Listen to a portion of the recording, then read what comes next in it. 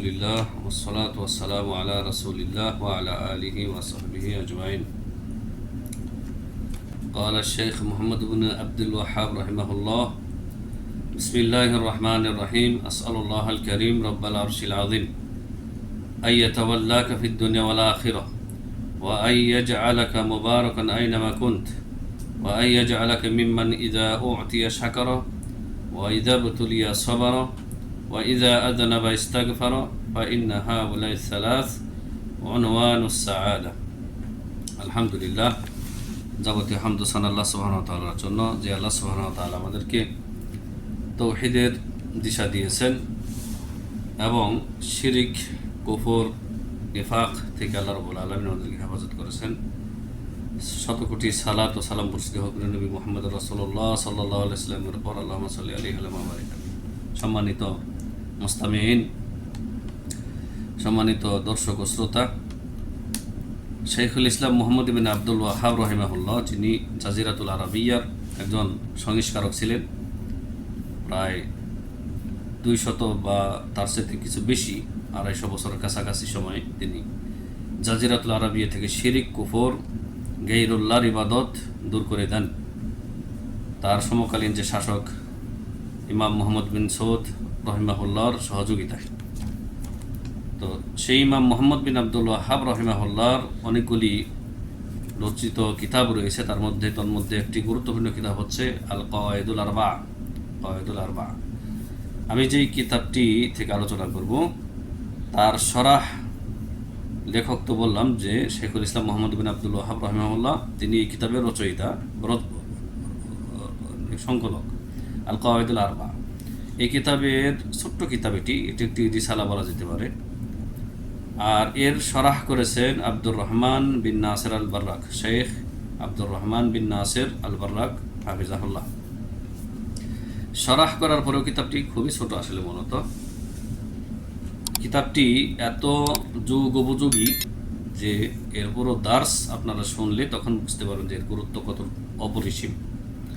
তো এই কিতাব তিনি যখন লিখেছেন, যে সময়, তার সময়ে শাইখুল ইসলাম মুহাম্মদ বিন আব্দুল ওয়াহাব রাহিমাহুল্লাহ যখন এই কিতাবটি লিখেছেন, সেই সময়ে জাজিরাতুল আরাবিয়া কেমন ছিল, কতটা ভয়াবহ ছিল, মানে দিনী হালত কতটা বিপর্যস্ত ছিল, তা আপনারা অনেকেই জানেন না, অনেকে জানেন যে সেই সময় এই জাজিরাতুল আরাবিয়া তথা সৌদি আরব যে দেশটি এখন রয়েছে, এখানে কবর পূজা, মাজার পূজা, গায়রুল্লাহর ইবাদতে ভরপুর ছিল।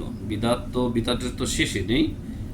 আর শিরিক, কুফরির রমরমা ব্যবসা ছিল। কবর পূজা, মাজার পূজা, যা আমাদের দেশে এখন আপনারা দেখতে পাচ্ছেন, তা এই দেশে বিরাজমান ছিল।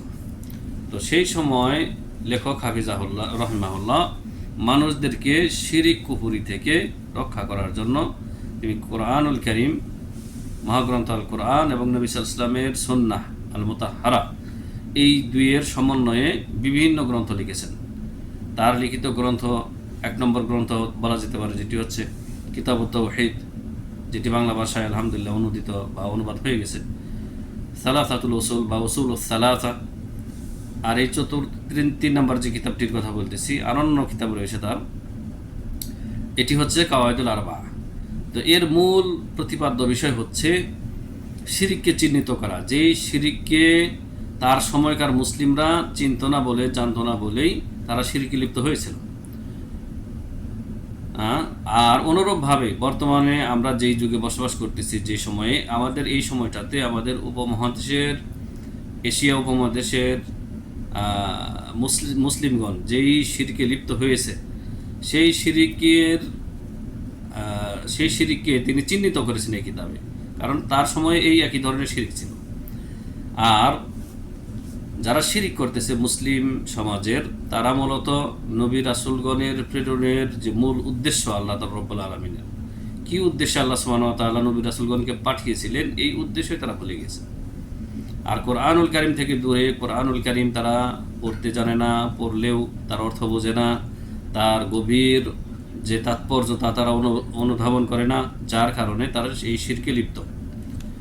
তো লেখক তার কিতাব শুরু করেছেন। এই লেখক হাফিজ রহিমাহুল্লাহ, তার সম্পর্কে আমাদের দেশে বহু ভুল ধারণা রয়েছে। ভুল ধারণা, সমাজে তার সম্পর্কে ভুল মেসেজ দেওয়া হয়েছে। বিশেষ করে আমাদের দেশে যারা কবর পূজারী, মাজার পূজারী, বেরলভী, তারা এই কিতাবের লেখক সম্পর্কে শেখুল ইসলাম মুহাম্মদ ইবনে আব্দুল ওয়াহাব রহিমাহুল্লাহ সম্পর্কে মানুষের মধ্যে অত্যন্ত নিকৃষ্ট মন্দ অপপ্রচার চালিয়েছে, যার কারণে মানুষ তাকে না চিনে না বুঝে তার লিখিত গ্রন্থ না পড়েই তাকে গালিগালাজ করে। আর এর আরেকটি কারণ হচ্ছে যে আমাদের দেশে হানফি মাদ্রাসাগুলিতে একটি কিতাব পড়ানো হয় ফতোয়ায়ে শামী।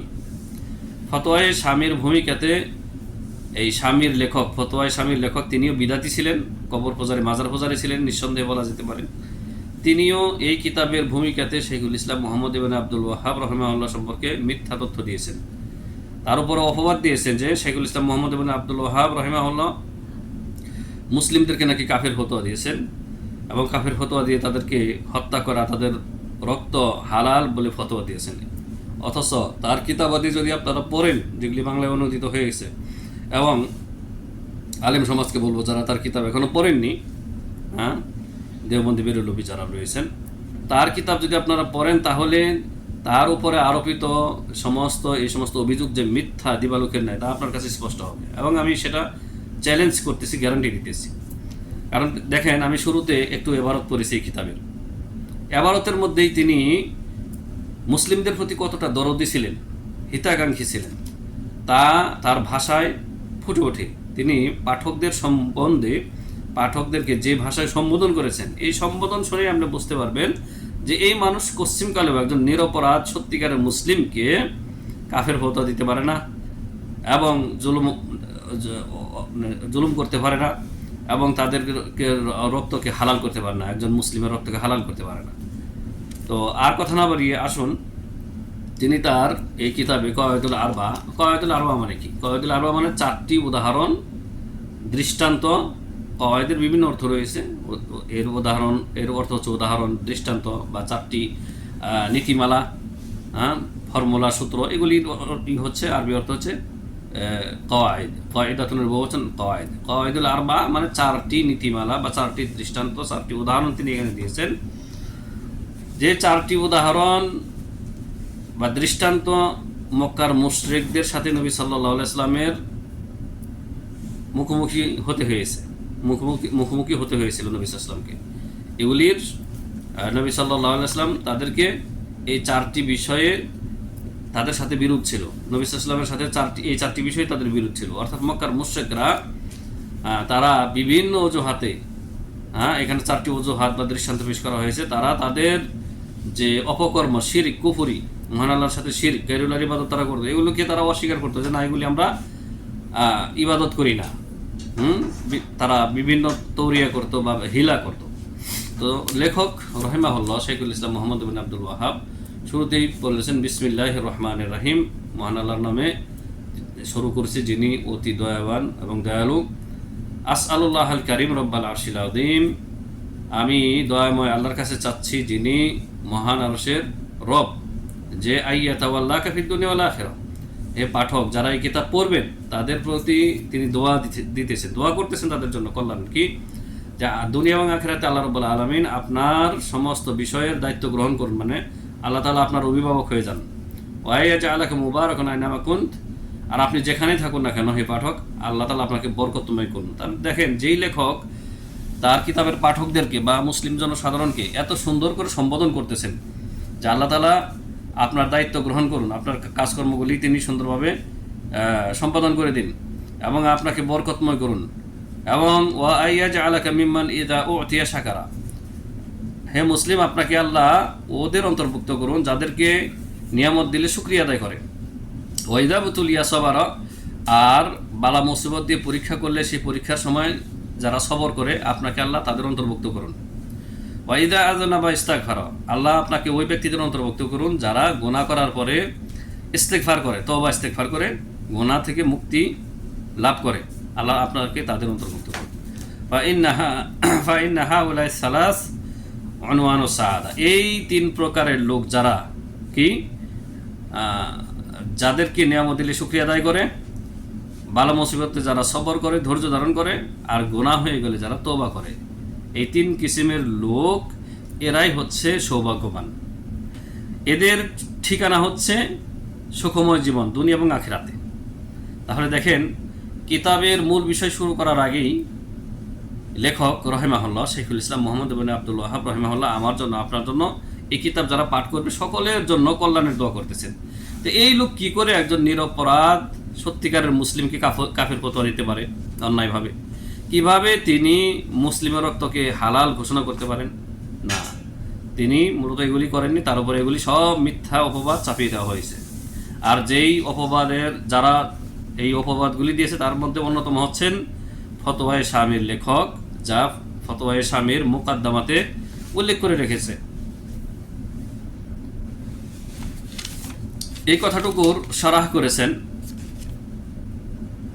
মানে পুরা কিতাবটারই শরাহ করেছেন শেখ সৌদি আরবের একজন বড় আলেম, শীর্ষস্থানীয় আলেম, বড় পর্যায়ের আলেম আব্দুর রহমান ইবনে নাসির আল বার্রাক হাফিজাহুল্লাহ। তো এই কথাটুকুর তিনি ব্যাখ্যা করেছেন যে, আমি শুধু অল্প অল্প কথাগুলি উল্লেখ করব, তার সবগুলি কথা ব্যাখ্যাকারের সবগুলি কথা উল্লেখ করব না। যে লেখক সর্বপ্রথম তৌহিদ দিয়ে শুরু করেছেন, আসআলুল্লাহ আল কারীম রব্বাল আরশিল আযীম, তিনি আল্লাহর দিকে ধাবিত হয়েছেন এই কথার মাধ্যমে। আসআলুল্লাহ আল কারীম রব্বাল আরশিল আযীম এই কথা বলে মুহাম্মদ বিন আব্দুল ওয়াহাব রাহিমাহুল্লাহ আল্লাহর দিকে ধাবিত হয়েছেন এবং তিনি আল্লাহর আসমা ও সিফাতের ওসিলা ধরেছেন। এখানে আসমা ও সিফাতের ওসিলা ধরেছেন, এটি হচ্ছে তাওহীদ, এটি হচ্ছে ইবাদত। আল্লাহ তাআলা বলেছেন ওয়ালিল্লাহিল আসমাউল হুসনা ফাদউহু বিহা, আল্লাহর জন্য রয়েছে সুন্দর সুন্দর নাম এবং গুণাবলী, সুতরাং সেই নাম দিয়ে তোমরা তাকে আল্লাহকে ডাকো, আল্লাহকে আহ্বান করো। তারপরে লেখক ব্যাখ্যাকার বলেছেন যে আইয়াতাওয়াল্লাকা ফিদ দুনিয়া ওয়াল আখিরা, এই কথার ব্যাখ্যায় বলেছেন এর উদ্দেশ্য হচ্ছে আইয়াকুনা ওয়ালিয়াক, আল্লাহ রাব্বুল আলামিন আপনার অভিভাবক হন, দোয়া করেছেন। ওমান কানা আল্লাহু ওয়ালিয়াহু ফিদ দুনিয়া ওয়াল আখিরাতি কাফাহু শুরুরহুমা, আর যেই ব্যক্তির অভিভাবক আল্লাহ রাব্বুল আলামিন হন, দুনিয়া এবং আখিরাতে যে ব্যক্তির দায়িত্ব আল্লাহ গ্রহণ করেন, তো দুনিয়া এবং আখিরাতের সমস্ত অনিষ্টতা বালা মুসিবত থেকে আল্লাহ তার জন্য যথেষ্ট হয়ে যান। তো এই দোয়া করেছেন লেখক। মহান আল্লাহ রাব্বুল আলামিন সূরা আনফালের আয়াত নম্বর 40 বলেন, নি'মাল মাওলা ওয়া নি'মান নাসির, নি'মাল মাওলা ওয়া নি'মান নাসির। অভিভাবক হিসেবে আল্লাহ রাব্বুল আলামিন কতই না উত্তম অভিভাবক, আর কতই না উত্তম তিনি সাহায্যকারী মুমিনদের জন্য। আল্লাহ রাব্বুল আলামিন সূরা আলে ইমরানের 68 নম্বর আয়াতে আরো বলেন, ওয়ালিয়ুল মুমিনিন, শুধু আয়াতের শেষ অংশটুকু এখানে এনেছেন, আল্লাহু ওয়ালিয়ুল মুমিনিন, আল্লাহ রাব্বুল আলামিন মুমিনদের ওলি, অভিভাবক। ফামান কানা আল্লাহু ওয়ালিয়াহু ফাহুয়াল মুমিনিন ফাহুয়া মিনাল মুমিনিন, আর আল্লাহ রাব্বুল আলামিন মুমিন ব্যতীত আর কারো অভিভাবক হন না, মুমিন ব্যতীত আর কারো অভিভাবক হন না। তাহলে সত্যিকারের মুমিন হতে হবে। ঈমানের বিপরীত হচ্ছে শিরক, কুফরি, নাস্তিকতা বা কপটতা, নেফাক, মুনাফিকি। তো বড় শিরক, বড় কুফরি আর বড় মুনাফিকি, এই তিনটা থেকেও মুমিনকে অবশ্যই বাঁচতে হবে। তাহলে আল্লাহ রাব্বুল আলামিন তার দায়িত্ব গ্রহণ করবেন বা তার অভিভাবক হবেন। ইউসুফ আলাইহিস সালাম আল্লাহর কাছে দোয়া করেছিলেন, রব্বি কদ আতাইতানি মিনাল মুলকি ওয়া আল্লামতানি মিন তা'ওয়িলিল আহাদিস, হে আল্লাহ, হে প্রতিপালক, আপনি আমাকে রাজত্ব দিয়েছেন, মিশরের বাদশা বানিয়েছেন এবং স্বপ্নের ব্যাখ্যা আমাকে শিক্ষা দিয়েছেন। ফাতিরুস সামাওয়াতি ওয়াল আরদ, ফাতিরুস সামাওয়াতি ওয়াল আরদি আনতা ওয়ালিয়্যি ফিদ দুনিয়া ওয়াল আখিরা, আপনি আসমান জমিনের ফাতির, সৃষ্টিকর্তা, এবং আপনি আমার দুনিয়া এবং আখিরাতে ওলি, অভিভাবক। কি বলেছিলেন ইউসুফ আলাইহিস সালাম? তাওয়াফফানি মুসলিমা ওয়া আলহিকনি বিস সালিহিন, আর সবশেষে আমাকে এত নিয়ামত দিয়েছেন যে কূপ থেকে তুলে আমাকে মিশরের বাদশা বানিয়ে দিয়েছেন, আর দুনিয়ার কোনো কিছু চাওয়া পাওয়ার নেই, সুতরাং আপনি আমাকে মুসলিম হিসেবে মৃত্যু দান করেন। মৃত্যু প্রত্যেককেই পাকড়াও করবে, মৃত্যু উপস্থিত হবেই হবে। নবী রাসূলগণও মৃত্যুর থেকে রেহাই পাননি বা বাদ যাননি। এই জন্য তিনি বলতেছেন যে আমাকে মুসলিম হিসেবে মৃত্যু দান করুন, ওয়ালহিকনি বিস সালিহিন, আর সালেহীন নেককারদের সাথে আমাকে মিলিত করুন মৃত্যুর পরে। সূরা ইউসুফ আয়াত নম্বর 101। শেখ আব্দুর রহমান নাসির আল বার্রাক আরো বলেন এই কথাগুলির ব্যাখ্যায়, ওয়ামান তাওয়াল্লাহুল্লাহু তাআলা আসলাহা লাহু উমুরাহু ওয়া ইয়াসসারাহু লাহু ওয়া কাফাহু মা ইউহিম্মুহু, আর আল্লাহ রাব্বুল আলামিন যার দায়িত্ব নেন, আল্লাহ রাব্বুল আলামিন তার সমস্ত বিষয়াদি সংশোধন করেন। দুনিয়া এবং আখিরাতের আমাদের যত বিষয় আছে আল্লাহ রাব্বুল আলামিন যদি আমাদের অভিভাবক হন, তিনি তা সংশোধন করে দেন, তিনি তা সহজ করে দেন, এবং যেই বিষয়গুলি আমাদের দুশ্চিন্তার কারণ সেই বিষয়গুলির ক্ষেত্রে আল্লাহ যথেষ্ট হয়ে যান। আল্লাহু আকবার। মহান আল্লাহ রাব্বুল আলামিন সূরা ফুসসিলাতের আয়াত নম্বর 30 এবং 31 নম্বর আয়াত এখানে বলেন, ইন্নাল্লাযীনা ক্বালু রাব্বুনাল্লাহু সুম্মা ইসতাকামু তাতানাজ্জালু আলাইহিমুল মালাইকাতু আল্লা তাখাফু ওয়া লা তাহজানু ওয়া আবশিরু বিল জান্নাহ আল্লাতী কুনতুম তুআদুন নাহনু আউলিয়াউকুম ফিল হায়াতিদ দুনিয়া ওয়া ফিল আখিরাহ। আল্লাহ সুবহানাহু ওয়া তাআলা বলেন, নিঃসন্দেহে বা নিশ্চয়ই যারা বলে যে আল্লাহ আমাদের রব, আল্লাহ আমাদের রব মানে আল্লাহ আমাদের রব, আল্লাহ আমাদের একমাত্র মাবুদ, আল্লাহ আসমা ও সিফাতের অধিকারী, এই তিন প্রকারের তৌহিদ যারা বাস্তবায়ন করে, তৌহিদের রুবুবিয়্যাহ, উলুহিয়্যাহ, আসমা ও সিফাত, এরাই হচ্ছে এই কথা বলে যে নিশ্চয়ই আমাদের রব হচ্ছেন আল্লাহ, আমাদের প্রতিপালক আল্লাহ। এবং এই কথার উপরে যারা অটল অবিচল থাকে তাদের উপরে মৃত্যুর সময় মালাইকা নাজিল হয়, দুই সময়ে, মৃত্যুর সময় আর কবরে। এবং ফেরেশতারা, মালাইকারা তাকে সান্ত্বনা দিতে থাকেন, আল্লাহ তাখাফু ওয়া লা তাহজানু, তুমি ভয় করো না, দুশ্চিন্তা করো না, তুমি ওই জান্নাতের সুসংবাদ গ্রহণ করো যার ওয়াদা তোমাদেরকে দেওয়া হয়েছে। আর আমরা, ফেরেশতারা বলেন যে আমরা দুনিয়া এবং আখিরাতে তোমাদের বন্ধু, দুনিয়াতেও বন্ধু ছিলাম তোমাদেরকে বিভিন্ন সময় বালা মুসিবত থেকে, অনিষ্টতা থেকে আল্লাহর নির্দেশে রক্ষা করেছি, হেফাজত করেছি। আর পরকালেও জান্নাতেও তোমাদের বন্ধু, জান্নাতেও ফেরেশতাদের সংসর্গ পাওয়া যাবে। তারপরে লেখকের এই ব্যাখ্যার আলোকে তিনি বলেন, ওয়া আইয়াজআলাকা মুবারাকান আইনামা কুনতা, এর ব্যাখ্যায় বলেন,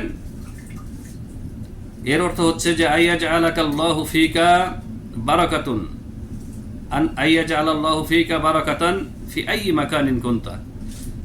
লেখক এখানে বলেছেন যে পাঠকদেরকে, তুমি যেখানেই থাকেন না কেন, আপনারা যেখানেই থাকেন না কেন, আল্লাহ রাব্বুল আলামিন আপনাদের মধ্যে বরকত দান করুন।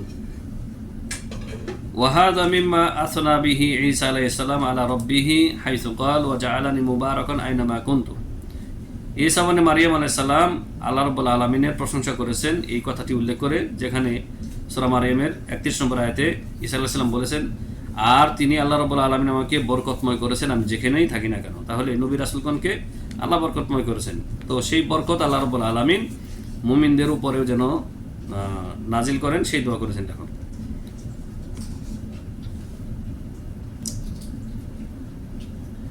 তো বরকত কখন আসবে আমাদের জীবনে? বরকত আসবে যখন আমাদের পুরো জীবনটা সংশোধন হবে।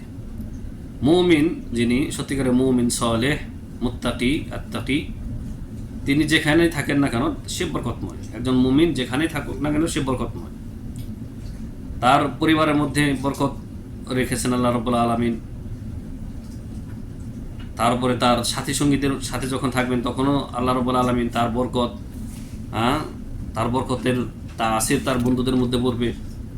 এবং এই মুমিনের কাছ থেকে ভালো ভালো সঠিক কথা, সুন্দর কথা শোনা যাবে, এবং তার মধ্যে ইহসান থাকবে, সে লানতকারী হবে না, ফাহেশ হবে না, ওয়ালা বাজিউন, এবং সে হীন, নীচ, ইতর শ্রেণীর হবে না। বরং এই মুমিন যিনি বরকতময় হবেন, যার মধ্যে আল্লাহ বরকত রাখবেন, তিনি কারীমুল আখলাক, তিনি অত্যন্ত উন্নত চরিত্রের অধিকারী হবেন। মানে আল্লাহ রাব্বুল আলামিন তাকে এটা দিবেন। কারণ কি, এর বিপরীত কিছু লোক রয়েছে যারা নামধারী মুসলিম বা মুমিন দাবিদার, যারা হচ্ছে শাররুন আলা জুলাসাইহি, যে মজলিসের মধ্যে যারা সর্বনিকৃষ্ট মানুষ, এবং তার কাজকর্ম মন্দ, নিকৃষ্ট, মানে গুনার কাজে সে লিপ্ত থাকে। ও কবিহুন আকওয়ালিহি, তার কথাবার্তা হচ্ছে অত্যন্ত মন্দ, নিকৃষ্ট, মানে এখানে খারাপ লোকদেরকে বোঝানো হয়েছে। এবং শেখ যে বলেছেন, ওয়া আইয়াজআলাকা মিম্মান ইদা উতিয়া শাকারা ওয়া ইদা বুতুলিয়া সাবারা ওয়া ইদা আযনাবা ইস্তাগফারা। এই কথার ব্যাখ্যায় আব্দুর রহমান বিন নাসির আল বাররাক তিনি বলেন যে মানুষ এই তিনটা বিষয়, নিয়ামত প্রাপ্ত হওয়া, নিয়ামত পাওয়ালার পক্ষ থেকে, বালা মুসিবতে পরীক্ষিত হওয়া, পরীক্ষায় পতিত হওয়া, এবং গুনাহে পতিত হয়ে ইস্তিগফার করা, এই তিনটা বিষয়ের মধ্যে মানুষ কি আবর্তন বিবর্তন হয়, উল্টায় পাল্টায়। লিআন্নাল ইনসানা ইয়াতাকাল্লাবু ফি হাযিহিল হায়াতি বাইনা হাযিহিল উমুর নি'মাতিন মুসিবাতিন ওয়া যামবিন। এই তিনটা জিনিস, নিয়ামত, বালা মুসিবত এবং গুনাহে পতিত হওয়া, এই তিনটা জিনিসের মধ্যেই মানুষ কি পরীক্ষিত হয়, উলটপালট হয়। মানে কখনো এটাই, কখনো এটাই, কখনো এটাই পতিত হয়। কখনো নিয়ামত পাচ্ছে, আবার কখনো নিয়ামত তার চলে যাচ্ছে, বালা মুসিবত আসতেছে, আবার কখনো গুনাহে পতিত হচ্ছে। এই তিনটা জিনিস দ্বারাই মানুষ দুনিয়াতে পরীক্ষিত হয়। আর নিয়ামতের মধ্যে সামিল রয়েছে আনুগত্য, নেকির কাজ। মানে আপনি যদি নেকির কাজ করতে না পারেন, তাহলে পৃথিবীর সমস্ত পার্থিব জিনিস পাওয়ার পরেও আপনি নিয়ামত পাননি, যদি আপনি আল্লাহর আনুগত্য করতে না পারেন, ইবাদত বন্দেগী, নেকির কাজ করতে না পারেন। বরং সবচাইতে বড় নিয়ামত হচ্ছে আল ইমান ওয়া তাআতুলিল্লাহ। ইমান গ্রহণের পরে আল্লাহর আনুগত্য, এটা সবচাইতে বড় নিয়ামত দুনিয়া এবং আখিরাতে। সুতরাং মুসলিমের জন্য আবশ্যক হচ্ছে সে এই নিয়ামত পাওয়ার পরে শুকরিয়া আদায় করবে, এবং বালা মুসিবত আসলে সে কি করবে, সবর করবে তওবা ইস্তেগফারের মাধ্যমে। আর গুনাহ খাতা হয়ে গেলে সে তওবা ইস্তেগফার করবে। গুনাহ হবে না এমনটা না, প্রত্যেকটা মানুষ, নবী সাল্লাল্লাহু আলাইহি ওয়াসাল্লাম বলেছেন যে কুল্লু বানি আদম খাত্তাউন ওয়া খায়রুল খাত্তাইনা আত-তাওয়াবুন। প্রত্যেক বনি আদম ভুল করে থাকে, গুনাহ করে থাকে, আর ভুলকারীদের মধ্যে সেই উত্তম যেই ব্যক্তি তওবা করে, ইস্তেগফার করে ফিরে আসে। মহান আল্লাহ বলেন সূরা আলে ইমরান আয়াত নম্বর 135, ওয়াল্লাযীনা ইযা ফাআলু ফাহিশাতান আও যালামু আনফুসাহুম যাকারুল্লাহা ফাস্তাগফারু লিযুনুবিহিম ওয়া মা ইয়াগফিরুয যুনুবা ইল্লাল্লাহ। মহান আল্লাহ বলেন সূরা আলে ইমরান আয়াত নম্বর 135, আর যারা অশ্লীলতা ভুলবশত করে ফেলে, অশ্লীলতার বিভিন্ন প্রকরণ রয়েছে, জেনা, ব্যভিচারের যতগুলি রাস্তা রয়েছে, ফাহিশা এক কথায়, এবং নিজের উপরে জুলুম করে পাপের মাধ্যমে, আর এক সময় তারা কি যাকারুল্লাহ, ভুল বুঝতে পারে, আল্লাহকে স্মরণ করে, আল্লাহকে স্মরণ করে, আল্লাহর দিকে ইনাবা করে, আল্লাহর দিকে প্রত্যাবর্তন করে। আল্লাহর দিকে প্রত্যাবর্তন করে কিভাবে? ফাস্তাগফারু লিযুনুবিহিম, অনুশোচনা করে, অনুতপ্ত হয়, এবং নিজের গুনাহ খাতার জন্য, ভুলের জন্য আল্লাহর কাছে তওবা ইস্তেগফার করে। আল্লাহ তাআলা বলেছেন ওয়া মা ইয়াগফিরুয যুনুবা ইল্লাল্লাহ, আর আল্লাহ ছাড়া কেই বা আছে বান্দার গুনাহ খাতা মাফ করার বা ক্ষমা করার। মানে আল্লাহ রাব্বুল আলামিন তার বান্দার তওবা গ্রহণ করেন, ইস্তেগফার কবুল করেন এবং তাকে ক্ষমা করে দেন। কারণ অন্য আয়াতে রয়েছে আল্লাহ রাব্বুল আলামিন বলেছেন হুয়াল্লাযী ইয়াকবালুত তাওবাতা আন ইবাদিহি ওয়া ইয়াফু আনিস সাইয়্যাত, আর তিনি আল্লাহ রাব্বুল আলামিন তার বান্দার তওবা গ্রহণ করেন, কবুল করে থাকেন, এবং তার গুনাহ খাতা সবকিছু মাফ করে দেন তিনি, আল্লাহ সুবহানাহু ওয়া তাআলা। নবী সাল্লাল্লাহু আলাইহি ওয়াসাল্লামের একটি হাদিস লেখক এখানে এনেছেন। হাদিসটি রয়েছে সহিহ মুসলিমের 2999 নম্বর হাদিস। হাদিসের বর্ণনাকারী বিখ্যাত সাহাবী সুহাইব আর রুমি রাদিয়াল্লাহু আনহু। নবী সাল্লাল্লাহু আলাইহি ওয়াসাল্লাম বলেন আজাবান লি আমরিল মুমিন, মুমিনের বিষয়টি অত্যন্ত আশ্চর্যজনক। ইন্না আমরাহু কুল্লাহু খায়রুন, মুমিনের প্রত্যেকটি বিষয় কল্যাণকর। মানে তার ভালো মন্দ যা কিছুই করে সব কিছুই কল্যাণকর। কিভাবে? যে ভালো করলে তো সে নেকি পাচ্ছে, আর ভুল করার পরে, গুনাহ খাতা করার পর যে তওবা ইস্তেগফার করে, সেটাও তার জন্য কল্যাণকর। কারণ সূরা ফুরকানের মধ্যে আল্লাহ রাব্বুল আলামিন শেষ দিকে কি বলেছেন, যে যারা তওবা ইস্তেগফার করে ফিরে আসে, তাদের ইউবাদদিলুস সাইয়্যাতি ইলা হাসানাত। আল্লাহ রাব্বুল আলামিন মুমিনের ভুলগুলি, গুনাহ খাতাগুলি তওবা ইস্তেগফার করার পরে নেকিতে রূপান্তরিত করে দেন। তাহলে এটাও তার জন্য কল্যাণকর। এর মানে এই নয় যে সে বারবার ভুলে বা গুনাহ খাতায় লিপ্ত হবে।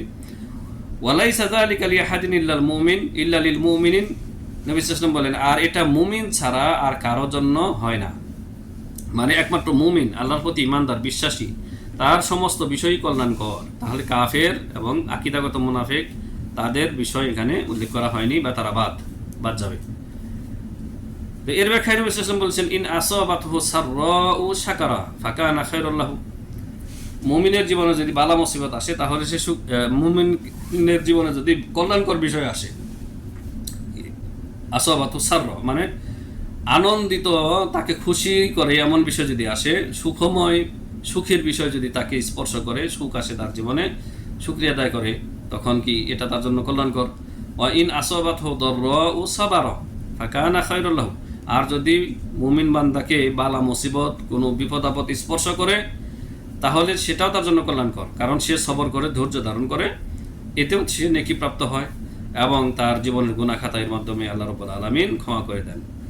লেখকের এই কথার ব্যাখ্যায় ওয়া আইয়াজআলাকা মিম্মান ইযা উতিয়া শাকারা, এই কথার ব্যাখ্যায় শেখ আব্দুর রহমান বিন নাসির আল বাররাক হাফিজাহুল্লাহ তিনি বলেন, ইযা আতাহুল্লাহু নি'মাতাম মিনান নি'আম শাকারাহা ওয়াস্তা'মালাহা ফি তাআতিহি সুবহানাহু ওয়া তাআলা।